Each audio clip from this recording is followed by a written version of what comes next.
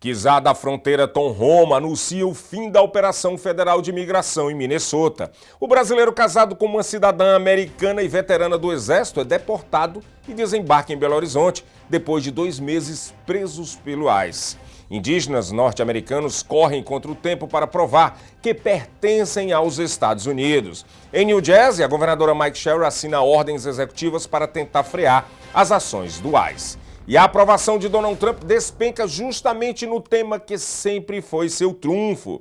E mais, legisladores acusam Penn Bond de esconder nomes ligados a Epstein. E Jeffrey Epstein tinha CPF ativo no Brasil e chegou a cogitar a cidadania brasileira. Tudo isso e muito mais em 30 segundos no Agenda 47.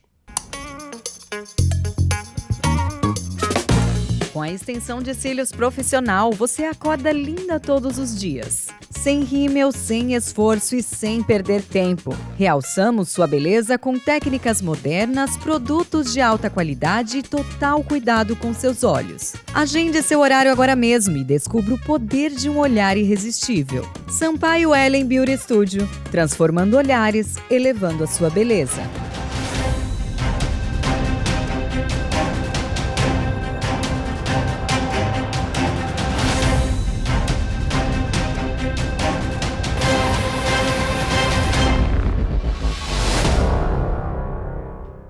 Olá, sejam bem-vindos ao Agenda 47, jornal dedicado a acompanhar de perto as principais ações e notícias que envolvem o 47º presidente dos Estados Unidos, Donald Trump, destacando, claro, os impactos diretos nas vidas dos imigrantes e na política americana. Estamos presentes em várias plataformas para que você fique sempre bem informado.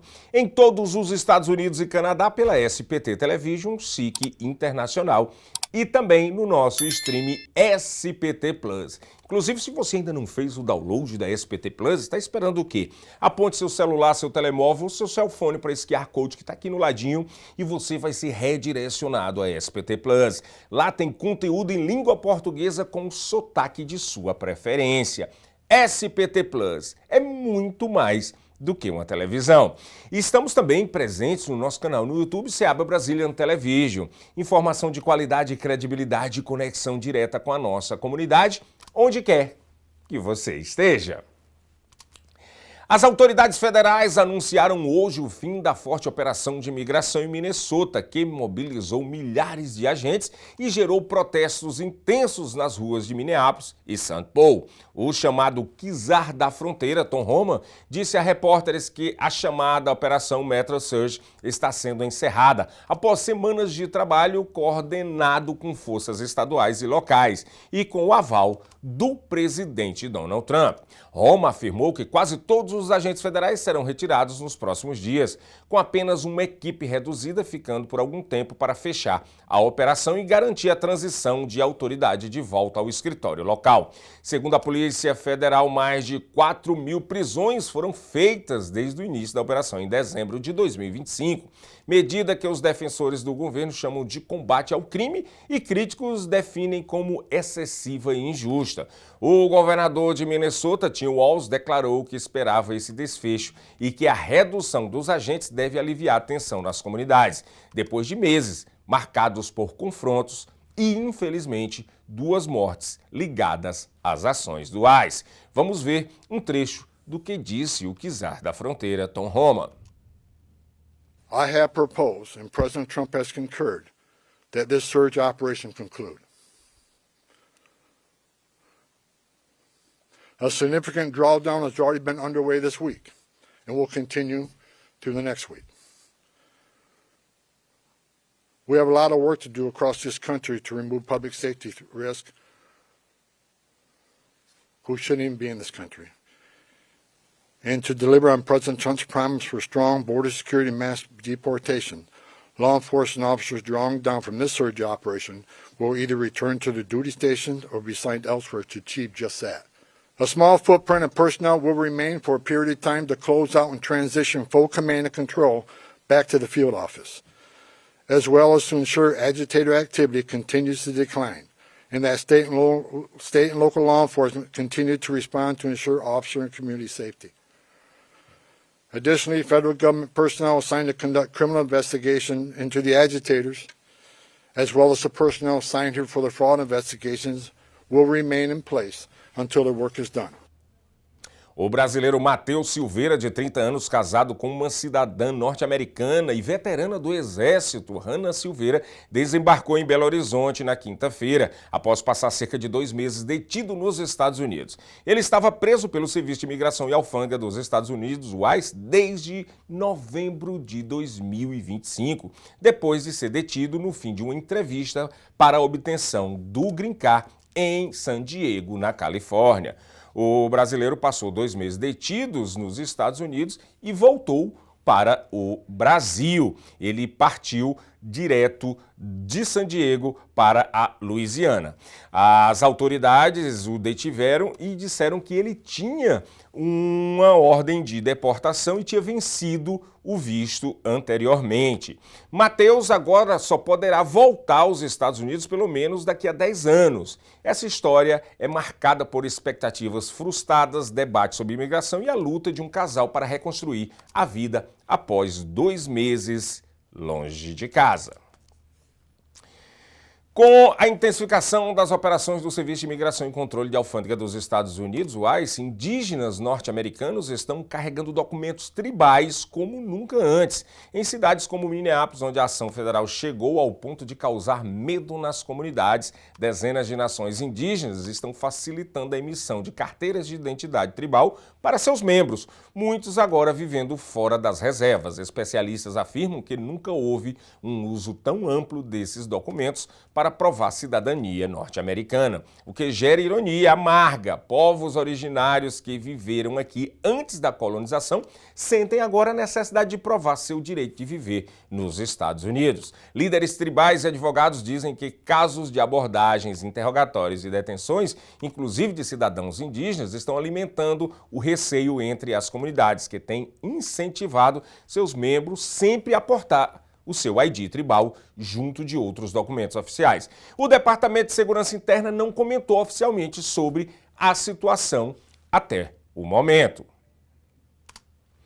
Em Trento, a governadora de New Jersey, Mike Sherrill, anunciou uma ação forte contra as operações federais de imigração no estado. Sherrill assinou a ordem executiva número 12, que proíbe agentes do ICE de usarem propriedades estaduais como parques, estradas e prédios públicos para lançar operações sem mandado judicial. Além disso, o governo lançou um portal online que moradores registram e enviam fotos ou vídeos de qualquer interação com agentes federais, ajudando o estado a monitorar e responsabilizar possíveis abusos. Foi também apresentada uma página com informações claras sobre os direitos dos presidentes ao lidar com agentes de imigração, disponível em várias línguas. Sherrill disse que a medida vem em resposta a relatos de operações federais que teriam violado direitos constitucionais e ameaçado a segurança de famílias em comunidades locais. A ação marcou mais um passo da nova administração do Estado Jardim para defender os direitos civis e limitar o impacto das ações do ICE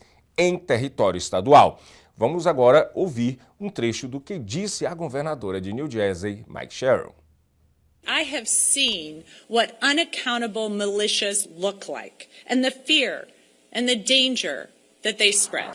I'm signing an executive order to ban ICE from launching actions from any state property. That means no ICE staging areas, no processing locations, no operating bases, no federal civil immigration actions run from any state grounds, not our parks, not our roadways, not our buildings. E uma nova pesquisa da NBC News e Decision Desk, divulgada em 11 de fevereiro de 2026, mostra uma forte queda na aprovação do presidente Donald Trump no principal tema de sua campanha: imigração e segurança na fronteira. Segundo o levantamento, 49% dos americanos desaprovam fortemente a maneira como Trump tem lidado com a imigração, contra apenas 27% que aprovam com firmeza. No total, 60% desaprovam sua atuação nessa área, enquanto 40% aprovam. A aprovação geral do governo também despencou para 39%, com 61% desaprovando sua gestão. A pesquisa ouviu 21.995 adultos entre 27 de janeiro a 6 de fevereiro, com mais margem de erro de 2,4 pontos percentuais. O levantamento indica ainda quase 3 em cada 4 entrevistados defendem reforma ou até abolir o Serviço de Imigração, o ICE, e 63% afirmam que o governo foi longe demais em ações relacionadas à imigração. Esses números mostram um enfraquecimento do apoio público a uma das principais bandeiras do presidente Donald Trump, no momento em que a imigração deveria ser um ativo político de seu governo. Em Washington, a procuradora-geral dos Estados Unidos, Pam Bondi, virou notícia na última quarta-feira ao enfrentar duras críticas de membros democratas da Câmara durante uma audiência sobre o tratamento das vítimas de Jeffrey Epstein. A representante Pramila Jayapal pressionou Bondi a se voltar para as vítimas presentes no momento e pedir desculpas pela forma como o Departamento de Justiça lidou com a divulgação de documentos sensíveis relacionados a criminosos sexuais condenados. Documentos que, segundo críticos, expuseram informação pessoal de sobreviventes em vez de protegê-las. Bondi recusou o pedido, dizendo que não entraria no barro das teatralidades e desviou a pergunta para críticas às administrações anteriores. Democratas acusam o governo de falhar com as vítimas e de priorizar a política num dos momentos mais tensos dessa audiência de supervisão. Confira. To the survivors in the room, if you are willing, please stand. And if you are willing, please raise your hands if you have still not been able to meet with this Department of Justice. Please know for the record that every single survivor has raised their hand. Attorney General Bondi, you apologized to the survivors in your opening statement for what they went through at the hands of Jeffrey Epstein. Will you turn to them now and apologize for what your Department of Justice has put them through with the absolutely unacceptable release of the Epstein files and their information?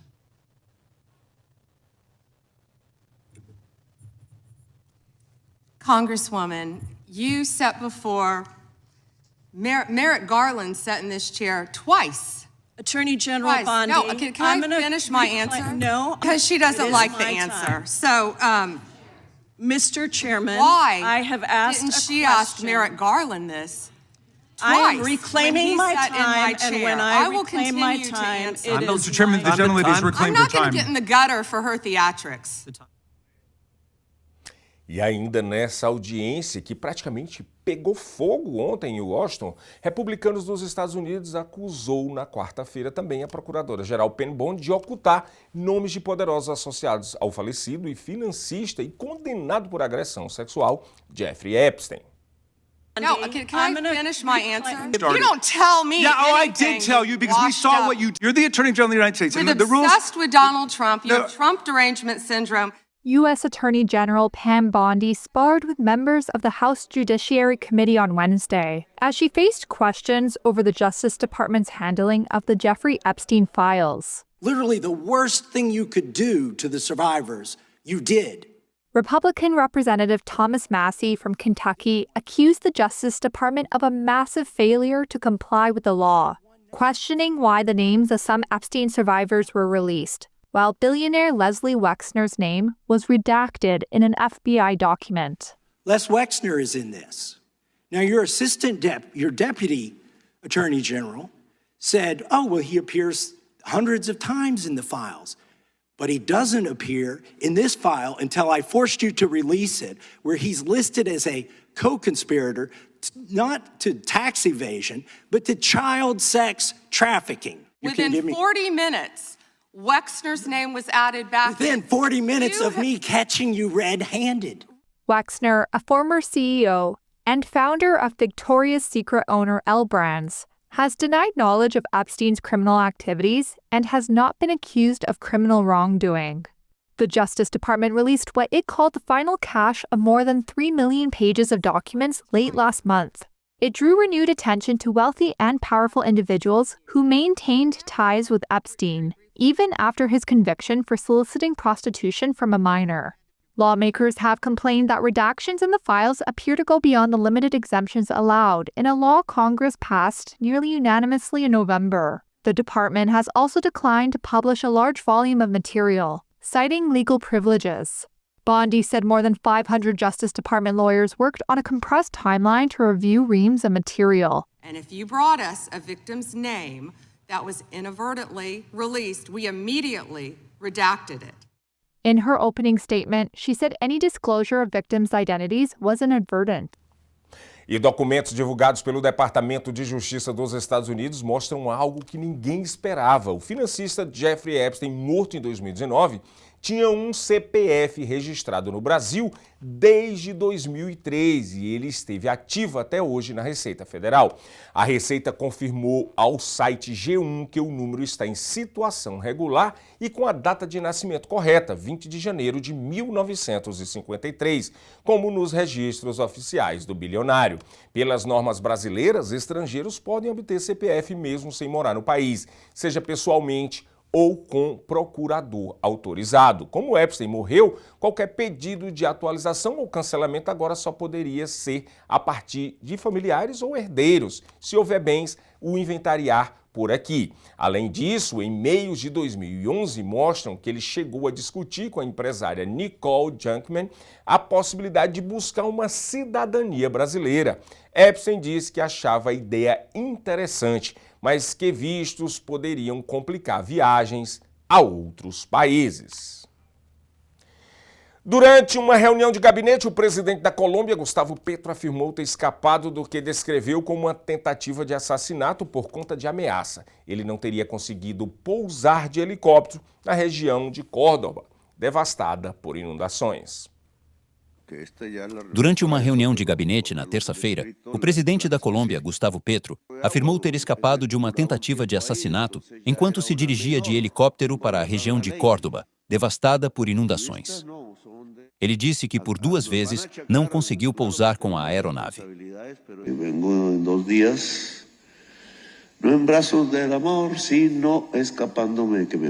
Venho de 2 dias não nos braços do amor, mas sim evitando que me matem. Por isso não pude chegar ontem à noite. Fiquei 2 horas sobrevoando porque não pude aterrissar onde disse que deveríamos aterrissar. Eles nem acenderam as luzes onde eu deveria pousar. Então, de manhã, também não aterrissei onde deveria aterrissar porque tinha medo de que iriam atirar. Estava com meus filhos também. Fiz o que deveria fazer. Então ficamos em mar aberto por 4 horas e cheguei onde não deveria chegar. Mas cheguei.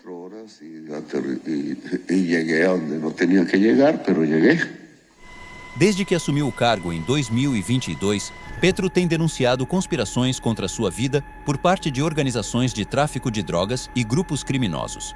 Além disso, o presidente disse ter sido alertado pela Agência Antidrogas dos Estados Unidos sobre ameaças contra ele.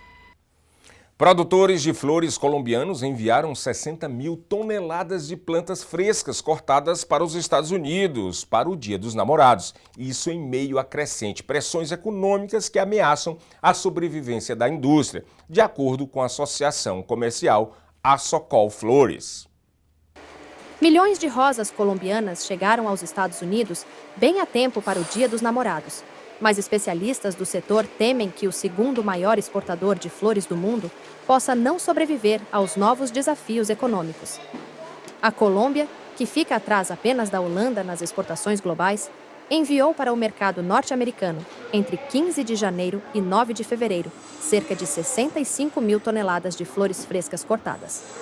De acordo com a associação Asocol Flores, a temporada de Dia dos Namorados geralmente representa 20% das vendas anuais. Os Estados Unidos respondem por cerca de 80% das exportações de flores da Colômbia. No entanto, a corrida do feriado está sendo ofuscada por uma tarifa de 10% imposta pelo país em abril passado, como parte das medidas comerciais mais amplas do presidente Donald Trump. José Antônio Restrepo é o gerente de uma empresa de produção e comercialização de flores perto de Bogotá. Fomos seriamente afetados, já que no ano passado tivemos uma tarifa de 10%, que representa mais de 200 milhões de dólares para a indústria. Além disso, há uma taxa de câmbio que não vemos há muitos anos. E por último, a questão do salário mínimo. Em um negócio como o de flores, a mão de obra representa cerca de 60% e cerca de 85% de nossos funcionários ganham um salário mínimo. Então, estamos em circunstâncias muito adversas, muito difíceis. Ele alertou que, sem uma mudança nas condições econômicas, até o próximo verão, a indústria poderia enfrentar demissões generalizadas e o fechamento de fazendas.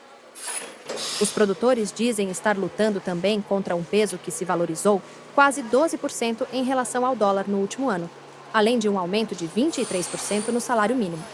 Esses fatores, segundo eles, estão corroendo a competitividade e apertando as margens. O cultivo de flores emprega quase 250 mil trabalhadores na Colômbia. No chão da fábrica, Susana Vega disse que o feriado ainda lhe traz um senso de propósito. Uma alegria imensa, porque apesar de saber... É uma alegria imensa saber que estamos levando felicidade a uma pessoa, a uma mulher, a uma mãe, a alguém tão admirado por um ente querido. E que estamos nos beneficiando também e ajudando uma empresa a seguir em frente, a superar muitos dos desafios que estão acontecendo agora. É uma alegria muito bonita. Uma alegria muito bonita. E a indústria do turismo de Cuba tem enfrentado pressão crescente por conta da grave crise de combustível que ameaça o setor econômico vital para a ilha. Trabalhadores e visitantes ouvidos pela agência de notícias Reuters em Varadero, na província de Matanzas, expressaram preocupação com a situação. O setor de turismo cubano está sob forte pressão devido à séria escassez de combustível que está prejudicando a economia do país.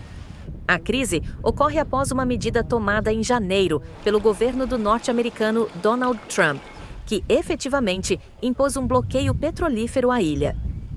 Na terça-feira, trabalhadores do turismo expressaram preocupação com os problemas crescentes causados pela falta de combustível.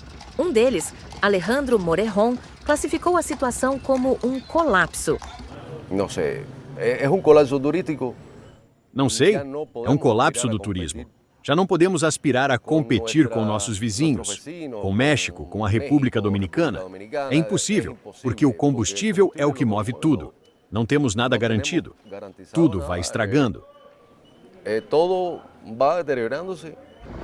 O taxista Jorge Fernandes apelou a Donald Trump e ao presidente cubano Miguel Díaz-Canel para que cheguem a um acordo. E tudo, no fim, é por conta da falta de diálogo entre os dois governos, com os Estados Unidos. E no fim das contas, isso é, como dizem os cubanos, é como um gigante lidando com uma criança, entende? E a criança tem as suas razões ou não sei. Para Trump e Díaz-Canel, que busquem uma maneira de chegar a um acordo, porque o mais prejudicado é o povo. A última entrega de combustível conhecida chegou à ilha vinda do México no início de janeiro. Isso aconteceu antes de os mexicanos, sob pressão dos Estados Unidos, interromperem tais exportações.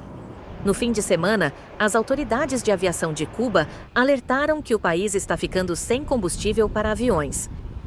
Isso levou a principal companhia aérea do Canadá e outras transportadoras a suspenderem voos para a ilha ou a desviarem aviões para reabastecer em aeroportos vizinhos no Caribe. A Rússia anunciou planos para retirar cerca de 4.000 turistas russos de Cuba nos próximos dias. Antes de suspenderem os serviços para a ilha, 2 companhias aéreas do país, aliado dos cubanos e antigo benfeitor, operavam apenas voos de retorno. E logo mais às 7 da noite na SBT Television, na SBT Plus e também na Seabra Brazilian Television tem o Jornal das Comunidades. Fique por dentro do que realmente importa para a nossa comunidade. Informação de verdade, histórias que tocam e notícias que fazem a diferença no seu dia a dia. Os destaques de hoje estão imperdíveis. Confira esses destaques agora. Massachusetts decide barrar a cooperação com o ICE e traz alívio para muitos imigrantes. O estado também abre as celebrações dos 250 anos da Revolução Americana com os olhos no futuro. Em Boston, uma brasileira luta pela vida e a família pede ajuda urgente. Em Newark, o bairro do Iron Bond recebe atualização sobre a remoção de neve. Tem ainda o caso da brasileira que aguarda sentença na Virgínia.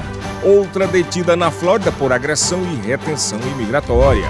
Do outro lado, histórias que inspiram a voz brasileira que faz história na Disney com o Zé Carioca, um faxineiro que virou exemplo nos Estados Unidos. Voo temático da Latam entre Brasil e Orlando e o Brasil no time de Los Angeles para a Copa 2026 e Olimpíadas 2028. Programa da FIFA no Canadá e a nossa agenda cultural, com o Carnaval tomando conta da costa leste dos Estados Unidos. Esse é o nosso Jornal das Comunidades. Se você ainda não conhece esse jornal, eu convido você a assistir logo mais às 7 horas da noite no nosso canal Seaba Brazilian Television e também vai estar disponível no SBT Plus. Se você perdeu um desses dois locais, você pode encontrar o Jornal das Comunidades. Tem muita notícia dedicada somente ao highlight, às manchetes, aos acontecimentos da comunidade brasileira aqui nos Estados Unidos. Eu convido você e quero ver vocês lá assistindo, tá bem? Vamos agora conferir, falando em comunidade, conferir a capa dos jornais comunitários. Vamos lá. Vamos aqui para o Gazeta Brasília News, jornal da Flórida, que destaca aqui quase da metade do seu jornal. Casos Linha Ramos expõe o impacto das políticas imigratórias em crianças e jovens aqui nos Estados Unidos. O Brasil leva a delegação recorde para Jogos Olímpicos de Inverno em Milão. E o faxineiro que virou inspiração para brasileiro na América. Olha, ele está em todo canto. Vai estar hoje no Jornal das Comunidades a reportagem sobre esse brasileiro, hein? Próxima capa aí, meu diretor. Vamos lá, Madureira, o diretor da gente aqui. Brasileiro deportado relata tortura e falta de comida na prisão Alcatraz do Jacarés. Outra notícia aqui, brasileiro com câncer terminal quer reencontrar a filha no Brasil. Que ele possa fazer isso, se Deus quiser. Brasileiro canta hino dos Estados Unidos no TD Garden em Boston. Olha só, isso foi o dia lá do Brasil Night, lá no TD Garden em Boston. Temos mais alguma, diretor? Só essas duas, né, diretor? É isso mesmo, só essas duas. Se você quiser ler mais, ficar mais por dentro dos jornais comunitários, pegue aí esses jornais em padarias, em restaurantes, açougues brasileiros espalhados onde tem nossa comunidade, tá bom? Quero agradecer imensamente a audiência de vocês e convidar novamente, assistam o Jornal da Comunidade e também ao Brasil News, que está lá na SBT Plus a partir de 7 horas da noite, já tem lá muito conteúdo para vocês, tá bom? Continue se inscrevendo no nosso canal, hein? Seaba Brazilian Television, dá um like, dislike, dá o que você quiser lá, mas se inscrevam. Obrigado e até mais tarde.